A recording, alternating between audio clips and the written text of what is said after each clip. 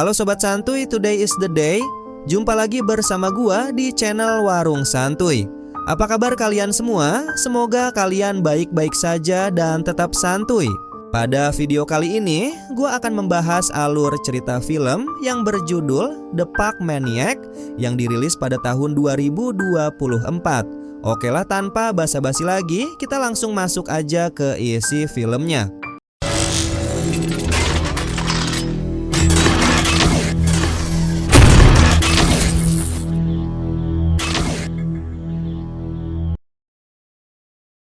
Di bawah terik matahari kota Sao Paulo, Brazil, seorang pemuda bernama Chico melesat lincah dengan sepatu rodanya, membelah keramaian kota.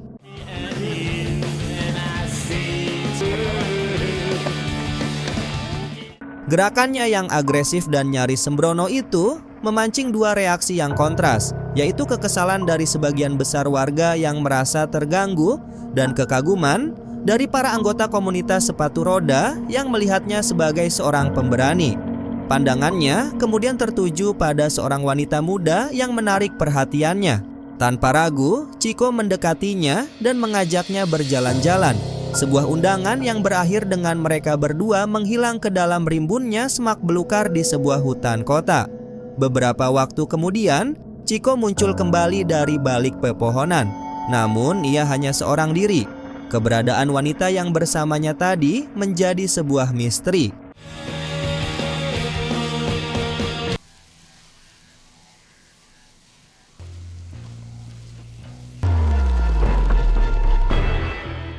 Di sudut kota yang lain, seorang jurnalis pemula bernama Elena sedang berusaha membuktikan kemampuannya di sebuah perusahaan media cetak. Ia menyerahkan naskah liputannya kepada atasannya, Vincent, yang menanggapinya dengan sikap dingin. Vincent memandang sebelah mata hasil kerja Elena, menganggapnya masih terlalu pemula dan belum berpengalaman. Sementara itu, terungkap bahwa Chico sehari-harinya bekerja sebagai seorang kurir di sebuah bengkel. Pada suatu siang, ia menerima pujian dari atasannya. Berkat ketepatan waktu Chico dalam setiap pengiriman, perusahaan berhasil mencapai target operasionalnya, sebuah prestasi yang diapresiasi oleh bosnya itu. Beberapa hari berselang, saat kembali beraksi dengan sepatu rodanya, Chico berpapasan dengan seorang gadis bernama Christina. Dengan modus yang telah terasa, Chico mendekatinya dan menawarkan sebuah pekerjaan fiktif sebagai model untuk produk kosmetik.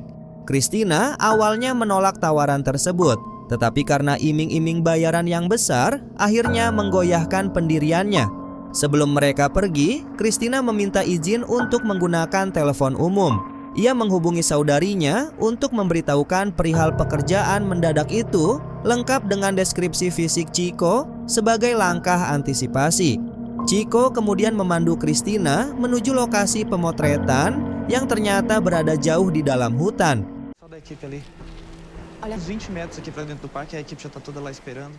Begitu mereka tiba di tempat yang sepi, topeng keramahan Chico seketika berubah. Ia menunjukkan wujud aslinya dan menyerang Christina secara brutal hingga tak sadarkan diri.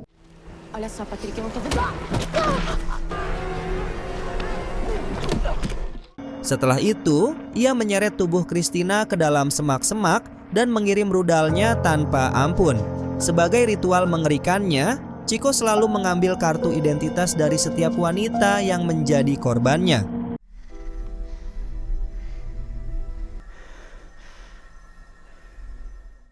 Keesokan paginya, seorang kakek yang sedang mengejar layang-layang cucunya hingga ke tengah hutan, secara tidak sengaja menemukan jasad Christina. Penemuan mengerikan itu segera ia laporkan kepada pihak kepolisian. Polisi kemudian menghubungi Zico, seorang jurnalis senior, untuk meliput kasus tersebut. Namun, karena Zico tengah disibukkan dengan urusan lain, asistennya, Elena, berinisiatif mengambil alih tugas itu. Bersama rekannya yang bernama Berto, ia berangkat menuju tempat kejadian perkara. Setibanya di sana, mereka mendapat informasi mengejutkan dari tim forensik. Bukan hanya satu, melainkan dua jenazah wanita tanpa identitas telah ditemukan. Dengan informasi ini, Elena segera menulis sebuah artikel berita yang ia beri judul Maniaco de Parque atau si maniak taman. merujuk pada lokasi penemuan yang ternyata adalah sebuah taman hutan raya. Kali ini, ketika Vincent membaca tulisan Elena, reaksinya sangat berbeda. Ia begitu terkesan dan memutuskan untuk menjadikannya berita utama di surat kabar esok hari. Berita tersebut sontak menggemparkan seluruh Sao Paulo.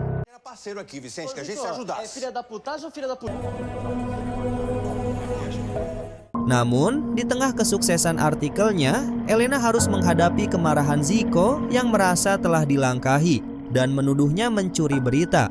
Elena membela diri dengan tenang, menjelaskan bahwa ia hanya menjalankan perannya sebagai asisten untuk mengisi kekosongan saat Zico tidak dapat dihubungi. Seiring membesarnya kasus ini, Vincent justru meminta Elena untuk mundur dan menyerahkannya kepada jurnalis yang lebih senior. Merasa diremehkan, Elena melawan. Ia menantang Vincent dengan sebuah pertanyaan berani. Bagaimana jika ia berhasil mendapatkan wawancara eksklusif dengan sang pelaku? Pertanyaan itu membuat Vincent terdiam. Bertekad untuk memecahkan kasus ini, Elena menemui tim forensik untuk mencari informasi lebih detail mengenai jasad Christina. Ia mendapatkan temuan penting, adanya bekas luka gigitan biawak di tubuh korban. Setelah itu, ia mendatangi kantor polisi untuk bertemu kepala polisi bernama Ross, berharap mendapatkan petunjuk. Namun, Ross tampak acuh tak acuh, menyatakan bahwa kasus semacam ini sudah biasa terjadi dan mengklaim telah menyelesaikan 669 kasus serupa dalam semester terakhir. 2 hari kemudian, Berto menghampiri Elena di kantor dengan berita baru. 2 jenazah lagi ditemukan di hutan yang sama, meskipun lokasinya sedikit lebih jauh dari penemuan pertama. Lebih buruk lagi, Zico sudah berada di lokasi, siap untuk merebut kembali sorotan media. Tanpa membuang waktu, Elena segera meluncur ke TKP.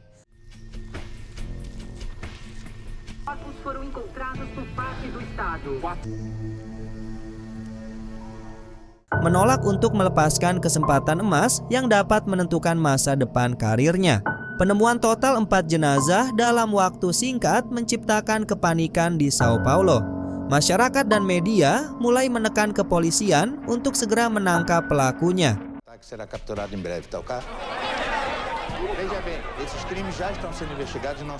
Di sisi lain, Chico sama sekali tidak terpengaruh dan terus mencari mangsa baru dengan metode penawaran kerja sebagai model kosmetik. Merasa buntu, Elena mencari nasihat dari kakaknya, seorang mantan psikolog.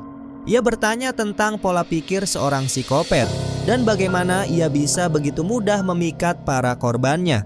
Sang kakak menjelaskan bahwa psikopat seringkali sangat pandai dalam memanipulasi dan meyakinkan calon korban. Ia juga menambahkan bahwa mereka biasanya memiliki hobi yang ditekuni, baik di bidang seni maupun olahraga. Sementara itu, di tempat kerjanya, Chico menjadi sasaran perundungan oleh rekan-rekannya yang iri dengan prestasinya dan menganggapnya hanya seorang penjilat. Segura aí. Vamos aí, rapaziada. Você acha que esse maluco do parque aqui pega homem? Keesokan harinya, di kantor media, Vincent tiba-tiba memberikan secari kertas berisi alamat rumah Christina kepada Elena. Elena segera menuju alamat tersebut dan bertemu dengan Lucy, saudari Christina. Dari Lucy, Elena mendapatkan konfirmasi penting. Lucy adalah orang yang ditelepon Christina sesaat sebelum ia menghilang. Lucy memberikan deskripsi detail mengenai ciri-ciri fisik pelaku serta hobinya bermain sepatu roda di taman kota. Berbekal informasi berharga ini, Elena langsung menuju taman kota untuk menemui komunitas sepatu roda. Dengan dalih ingin meliput kegiatan mereka untuk surat kabar, ia meminta untuk melihat rekaman video aktivitas mereka baru-baru ini.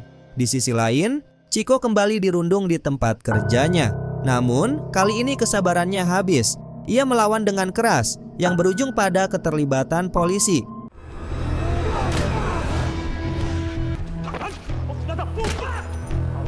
Di kantor polisi, Chico berhasil meyakinkan petugas bahwa tindakannya murni untuk membela diri. Dengan alasan yang dianggap kuat, ia pun dilepaskan tanpa tuduhan apapun. Pada malam harinya, Elena mengunjungi kediaman Lucy. Dengan penuh harap, ia memutar rekaman video yang diperolehnya dari komunitas sepatu roda. Tujuannya satu, agar Lucy yang pernah mendengar suara sang pelaku melalui telepon dapat mencoba mengidentifikasinya. Satu persatu, klip video diputar dan Lucy mendengarkan dengan seksama setiap suara yang terekam. 19 anos, aí a galerinha aí, ó. Só o pessoal. Mas não olha, só escuta. Setelah beberapa saat, dengan keyakinan penuh, jarinya menunjuk ke arah layar, tepat ke sosok Chico. Estrela, ó. Esse aqui é o melhor. Guarda esse nome. Não é bagunça, não. Sementara itu, di belahan kota lain, sebuah pemandangan yang kontras tersaji. Chico sedang menikmati makan malam hangat bersama keluarga bosnya. Ia telah dianggap sebagai bagian dari keluarga mereka. Sebuah potret normalitas yang menyembunyikan sisi gelapnya. Usai makan, mereka bahkan menghabiskan waktu dengan menari bersama.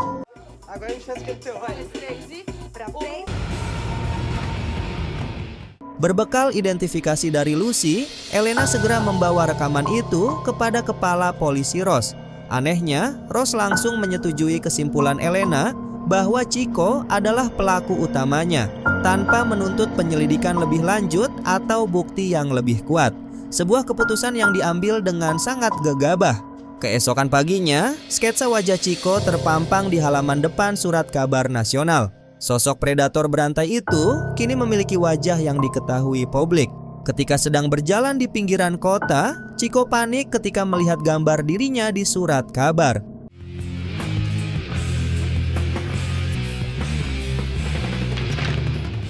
Diliputi kepanikan, ia berlari kembali ke bengkel membakar semua barang bukti berupa kumpulan kartu identitas para korbannya. Setelah itu, ia melarikan diri, hanya meninggalkan sepucuk surat singkat berisi ucapan terima kasih untuk bosnya yang telah begitu baik padanya. Di sisi lain, Elena yang telah mendapatkan alamat kampung halaman Chico segera berangkat ke sana. Ia bertemu dengan ibu Chico dan menceritakan seluruh kejadian yang mengerikan itu. Sang ibu menolak untuk percaya. Di matanya, putranya adalah anak yang baik dan pekerja keras, dengan cita-cita mulia menjadi atlet sepatu roda profesional. Ia juga mengungkapkan bahwa nama asli putranya adalah Tim. Chico hanyalah nama panggilan masa kecil. Babak baru dalam pelarian Chico dimulai ketika Chico sampai di sebuah daerah pedalaman yang terpencil. Di sana, untuk menghilangkan jejaknya, ia dengan berat hati membuang sepeda motor dan sepasang sepatu roda kesayangannya itu ke sungai.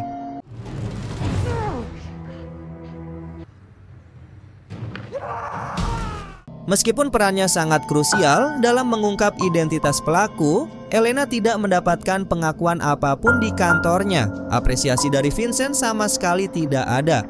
Meski dipenuhi kekecewaan, Elena tetap bertahan, bertekad untuk memastikan kasus ini tuntas dengan penangkapan Chico. Kemudian, 2 minggu berlalu. Chico, yang kini menggunakan nama aslinya, Tim, mencoba melintasi perbatasan menuju Argentina. Saat bis yang ditumpanginya diperiksa petugas, ia tetap tenang. Kartu identitasnya yang sah atas nama Tim membuatnya lolos tanpa kecurigaan.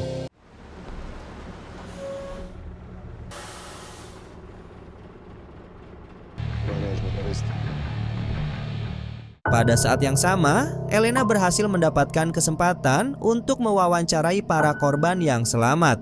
Satu persatu dari mereka, seperti Vera yang berusia 20 tahun, akhirnya berani buka suara setelah lama membungkam diri karena rasa malu. Kesaksian dari Estella, Alice, Lucia, dan Beatrice mengonfirmasi pola yang sama. Mereka semua terperdaya oleh tawaran pekerjaan sebagai model sebelum diseret ke dalam hutan. Meu nome é Vera. Pensando até. Meu Deus, obrigada. Maria. Meu nome é Beatriz Aguiar. Beberapa hari kemudian, Chico telah menetap di sebuah desa terpencil. Suatu pagi, ia pergi memancing bersama seorang teman barunya, Robert. Merasa Chico adalah pribadi yang menyenangkan, Robert mengundangnya untuk minum kopi di rumahnya. Setelah beberapa saat, Robert berpamitan untuk menjual hasil pancingan mereka di pasar, meninggalkan Chico berdua dengan istrinya. Namun, saat berada di pasar, dunia Robert seakan runtuh. Ia melihat wajah Chico terpampang di selebaran buronan yang menyebutnya sebagai seorang psikopat berbahaya. Dengan tangan gemetar dan hati yang cemas, Robert segera menelepon polisi sambil berlari pulang. Di rumah Robert, hasrat birahi Chico kembali muncul. Ia mulai mengintai istri Robert dengan tatapan predator. Perlahan, ia mendekatinya dari belakang. Tepat pada momen ini, polisi kemudian datang dan menangkapnya.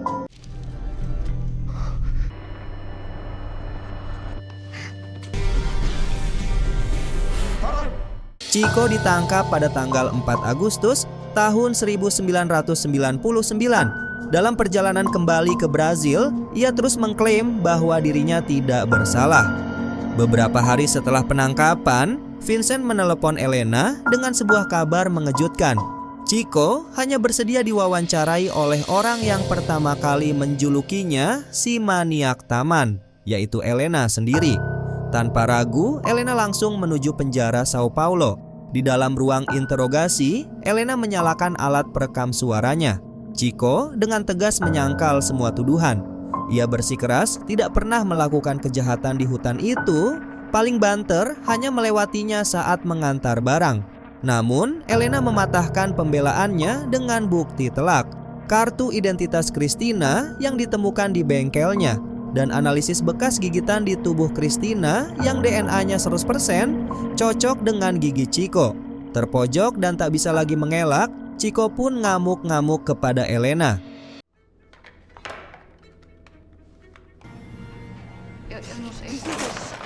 Berkat bukti-bukti tersebut, Chico resmi dinyatakan bersalah. Elena telah berhasil memecahkan misteri yang mematikan ini. Namun, kerja kerasnya tetap tidak dihargai sebagai sebuah prestasi di perusahaannya.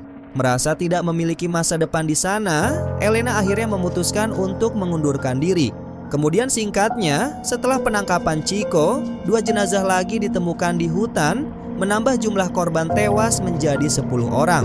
Dengan 13 korban selamat yang maju sebagai saksi, jadi total korban Chico mencapai 23 wanita.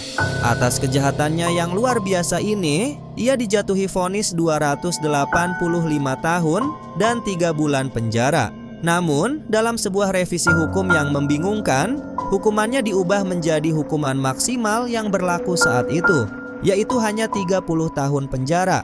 Berdasarkan perhitungan, Chico diproyeksikan akan bebas pada tahun 2028.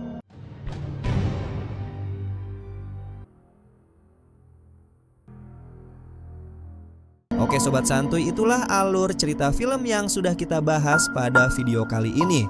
Menurut kalian, bagaimana pendapat kalian tentang film ini? Tulis pendapat kalian di kolom komentar. Jika kalian ingin request film apa yang akan dibahas selanjutnya, silakan komen juga. Nanti Babang Santuy akan list filmnya terlebih dahulu. Dan mungkin itu saja yang bisa gua sampaikan. Mohon maaf apabila ada kesalahan kata maupun isi video. Warung Santuy pamit dan jangan lupa untuk tetap santuy.